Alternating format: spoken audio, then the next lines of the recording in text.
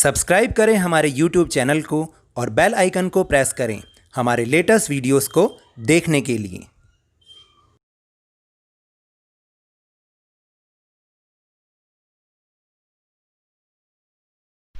Hello and welcome to Lovneesh sir की class. ये directorate of education GNCT of Delhi की worksheet है, वर्कशीट नंबर 70, जो कि क्लास 6 to 8 के स्टूडेंट्स के लिए है और यह भी आधारित है किस पर? कीट पर।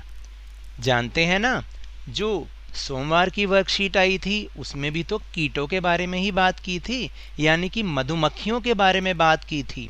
और हमने उसमें ये भी बताया था कि मधुमक्खियाँ जो है जो चीज़ इकट्ठा करती हैं, यानी कि वो शहद इकट्ठा करती हैं, वो मानव जीवन के लिए बहुत ही ज़्यादा उपयोगी है। ऐसे ही मधुमक्खी जैसे बहुत सारे अन्य कीट भी होते हैं। आइए चलिए उनके बारे में भी हम आज जानने की कोशिश करें कि उनके अंदर क्या होता है, उनका शरीर कैसा होता है और कैसे वो कार्य करते हैं, किस तरीके से कैसे अपना जीवन बिताते हैं।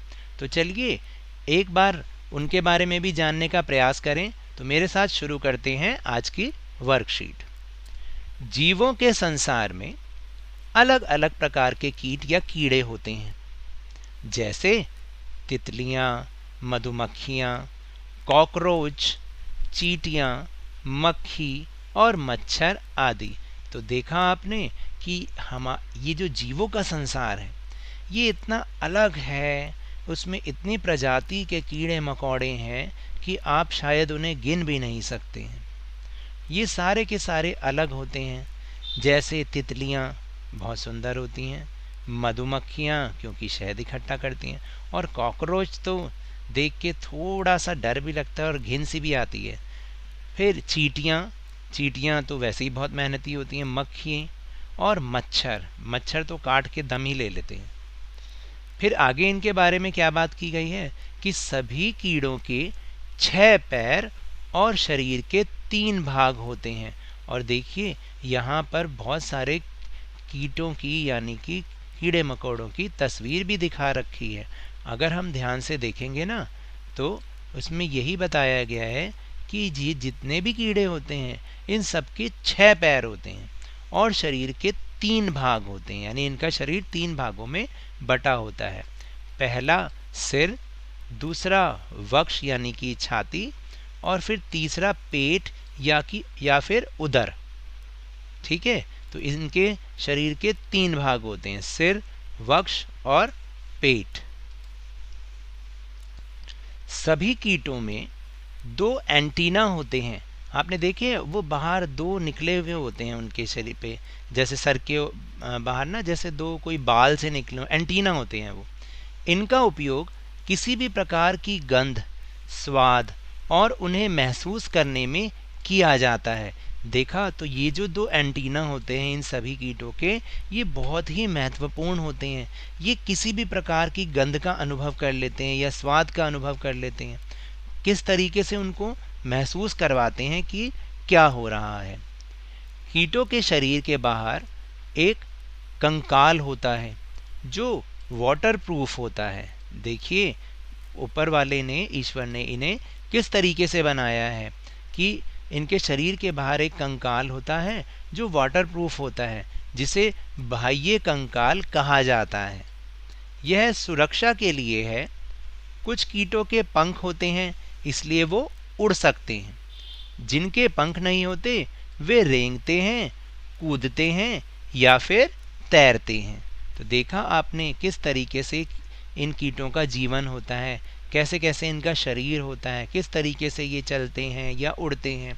और यहाँ पर आगे एक बहुत महत्वपूर्ण चीज़ दिखाई गई है चित्रों के माध्यम से, वह है कीट जीवन चक्र, यानी कीट का जीवन चक्र कैसे होता है। जैसे इंसान का जीवन चक्र होता है कि पहले वो बच्चा होता है, फिर किशोरावस्था में जाता है, फिर वयस्क होता है और फिर आगे जाके वो वृद्ध भी हो जाता है।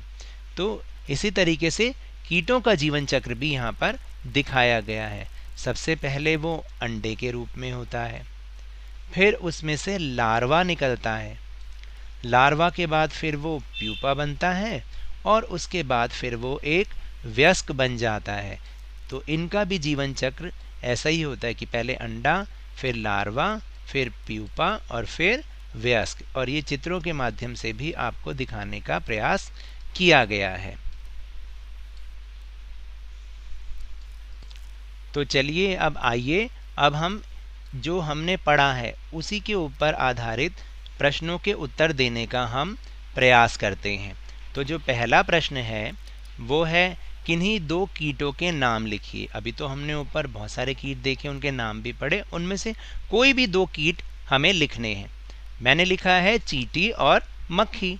फिर जो दूसरा प्रश्न है वो है कि कीट के जीवन चक्र में कौन सी 4 अवस्थाएं होती हैं। तो ये तो अभी हमने ऊपर पढ़ा ही है कि पहला चरण अंडे, दूसरा चरण लार्वा, तीसरा चरण प्यूपा और चौथा चरण वयस्क।